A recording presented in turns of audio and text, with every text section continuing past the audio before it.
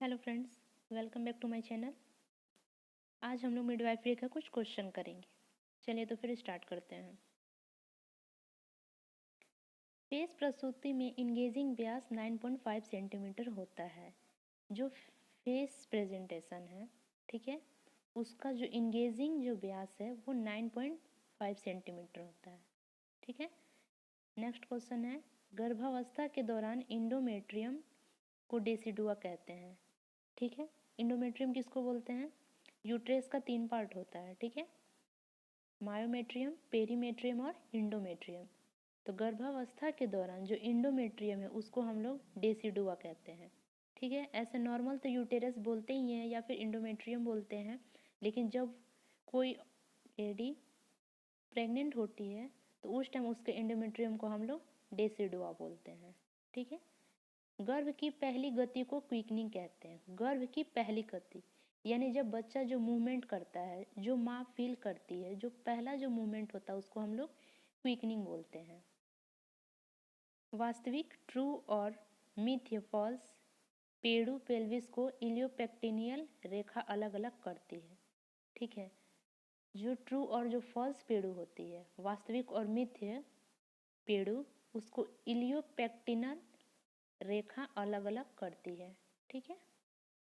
चलिए नेक्स्ट है, गर्भावस्था की पीड़ा रहित संकलन को ब्रैक्सटन हिक्स साइन कहते हैं। साइन हम लोग ध्यान रखेंगे, अक्सर एग्जाम में क्वेश्चन पूछता है। ठीक है, जितने भी साइन हैं आप पढ़ लीजिएगा या फिर मैं एग्जाम के टाइम में खुद पढ़ा दूंगी। गर्भावस्था की पीड़ा गर्भाशय की पीड़ा रहित संकलन को ब्रैक्सटन हिक्स कहते हैं। ठीक है। गर्भावस्था के अतिवमन को हाइपरमेसिस ग्रेविडेरम कहते हैं। गर्भावस्था के टाइम में बहुत सारे लेडीज को एक्सेस वोमिटिंग होता है, अतिवमन, उसको हम लोग हाइपरमेसिस ग्रेविडेरम कहते हैं। ठीक है। हमारा नेक्स्ट है, जब गर्भस्थ शिशु मृत हो जाता है और गर्भाशय में रुक जाता है तो इसे असफल गर्भपात यानी कि मिस्ड अबॉर्शन कहते हैं। ठीक है। जब कोई शिशु गर्भ में ही मृत्यु हो जाता है तो उसको हम लोग मिस्ड अबॉर्शन कहेंगे। पूर्ण विस्तारित सर्विक्स 10 सेंटीमीटर होता है। ठीक है। जब डिलीवरी होता है उस टाइम हम लोग का सर्विक्स डायलेट करता है। ठीक है। तो जो पूरा फुल्ली डायलेटेड जो होता है उसको हम लोग 10 सेंटीमीटर लेते हैं। जब 10 सेंटीमीटर हो जाए तो समझो कि सर्विक्स फुल्ली डायलेटेड है। गर्भ प्रस्तुति का मतलब होता है गर्भस्थ शिशु का कौन सा अंग श्रोणि के आंतरिक द्वार या गर्भाशय के निचले खंड में स्थित है। ठीक है।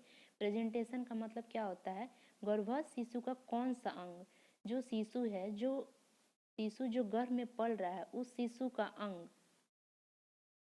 आंतरिक द्वार या गर्भाशय के निचले खंड में स्थित है। जो गर्भाशय के निचले खंड में जो अंग स्थित होगा उसी को हम लोग प्रेजेंटेशन बोलते हैं। जैसे कि फेस आएगा तो हम लोग फेस प्रेजेंटेशन आएगा, बुटॉक आएगा तो उसको हम लोग ब्रिज प्रेजेंटेशन बोलते हैं, आईब्रो आया तो ब्रो प्रेजेंटेशन बोलेंगे। ठीक है। लोकिया रूब्रा का रंग लाल होता है। ठीक है। लोकिया मैंने पढ़ा रहे हैं, इसके पिछले वीडियो में मैंने लोकिया ही पढ़ाया था। अगर लोकिया के बारे में जानना है तो लिंक मैंने डिस्क्रिप्शन में दे रखा है, आप लोग वहाँ से पढ़ सकते हैं। ठीक है।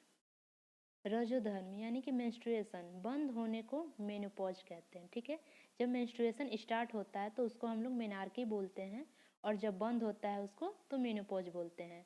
मेंस्ट्रुएशन का भी मैंने एक वीडियो बना रखा है, लिंक मैंने डिस्क्रिप्शन में दे दिया है, अगर आप पढ़ना चाहे तो पढ़ सकते हो। गर्भावस्था के 24वें हफ्ते में फंडस नाभि तक पहुंचती है। ठीक है।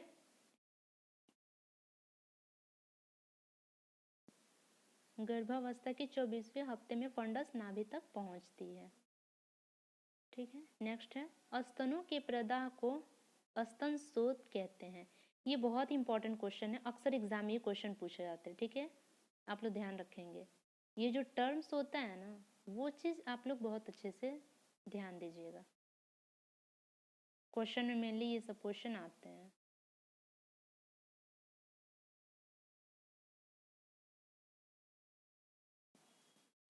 ओवुलेशन के बाद ग्रेफियन फॉलिकल को कॉर्पस ल्यूटियम कहते हैं। जब ओवुलेशन हो जाता है उसके बाद ग्रेफियन फॉलिकल जो होता है उसको हम लोग कॉर्पस ल्यूटियम कहते हैं। पेड़ू 4 हड्डियों से मिलकर बना है, ये भी बहुत इंपॉर्टेंट क्वेश्चन है, ध्यान देंगे। अपरा का सामान्य भार 500 ग्राम होता है, ठीक है। जो हम लोग का प्लेसेंटा होता है, प्लेसेंटा, उसका वेट कितना होता है, 500 ग्राम। गर्भावस्था में गर्भाशय ग्रीवा के मुंह पर बने म्यूकस को, प्लग को ओपर्कुलम कहते हैं। गर्भावस्था में गर्भाशय ग्रीवा के मुंह पर बने म्यूकस, ठीक है। गर्भावस्था के समय जो गर्भाशय का ग्रीवा का जो मुंह होता है वहाँ पे जो म्यूकस बना होता है उसको हम लोग ओपर्कुलम कहते हैं। जब अपरा के किनारे पर कॉर्ड लगी होती है तो उसे बैटलेडर इंसर्शन कहते हैं, ठीक है। चलिए नेक्स्ट देखते हैं। ऑक्सीपिटोफ्रंटल व्यास 11.5 सेंटीमीटर होता है, ठीक है। ऑक्सीपिटोफ्रंटल का जो व्यास होता है वो 11.5 सेंटीमीटर, 11.5 सेंटीमीटर। नवजात शिशु का पश्च कलांतराल 1.5 महीने में बंद हो जाता है, ठीक है। नवजात शिशु होता है उसका जो पोस्टेरियर फॉन्टेनल होता है वो 1.5 महीने में बंद हो जाता है, ये भी बहुत इंपॉर्टेंट क्वेश्चन है। भ्रूण रक्त संचरण, फीटल सर्कुलेशन में 4 अस्थियां संरचना होते हैं, कौन कौन से होते हैं, ductus venosus, foramen Oval, ductus arteriosus, hypogastric artery, ठीक है। नेक्स्ट है फेलोपियन ट्यूब के प्रदाह को साल्पिंजाइटिस कहते हैं, ठीक है। मैंने बोला था ना टर्म्स आप लोग ध्यान रखेंगे, ठीक है। स्तन शोथ क्या था जो मैंने पहले बताया था, ठीक है। और ये क्या है, साल्पिंजाइटिस। स्तन शोथ को हम लोग मास्टिटाइटिस बोलेंगे और फेलोपियन ट्यूब के प्रदाह को साल्पिंजाइटिस, ठीक है। एड्स के कीटाणु को ह्यूमन इम्यूनोडिफिशियेंसी वायरस कहते हैं। एड्स का जो कीटाणु होता है उसको हम लोग HIV के नाम से जानते हैं, जिसका फुल फॉर्म क्या है, ह्यूमन इम्यूनोडिफिशियेंसी वायरस, ठीक है। जब गर्भाशय फट जाए रप्चर्ड यूटेरस कहलाता है, ठीक है। जब जो गर्भाशय होता है, जब लेडीज प्रेग्नेंट होती है उस टाइम जब उसका यूटेरस फट जाए तो उसको हम लोग रप्चर्ड यूटेरस कहेंगे।